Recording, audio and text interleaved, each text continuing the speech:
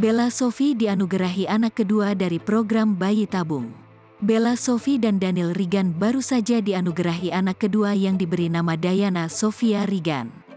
Anak kedua mereka itu lahir dari embrio yang melalui proses bayi tabung 5 tahun lalu di Malaysia. Hal yang sama dengan proses kehamilan anak pertama mereka, Danilo Prince Regan yang lahir 4 tahun lalu. Bener emang hamilnya emang bayi tabung dari pas Danilo. Anak kedua aku juga bayi tabung pakai embrio lama yang sudah di-freeze 5 tahun, ujar Bella Sophie di Brawijaya Hospital Antasari Jakarta Selatan, Jumat tanggal 24 Februari tahun 2023. Nah 4 tahun lalu Danilo lahir kami memutuskan program lagi tapi gak dari awal, kita pakai embrio lama aja, beber Bella Sophie.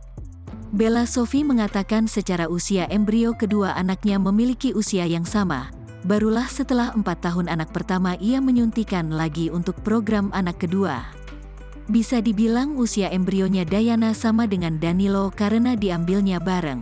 Aku lakukan genetic screening itu dari sekian banyak embrio yang didapat, dipilih lagi 4 embrio, jelas Bella. Meski masih memiliki embrio yang dibekukan, Bella Sophie mengaku cukup dengan 2 anak buah pernikahan dengan Daniel Regan. Udah sih, udah cukup ya. 2 anak aja benar-benar luar biasa, biaya anak sekolah mahal, ucapnya sembari tertawa. Diana Sophia Regan lahir pada tanggal 22 Februari tahun 2023 melalui proses operasi caesar eraks yang baru dirasakan Bella Sophie.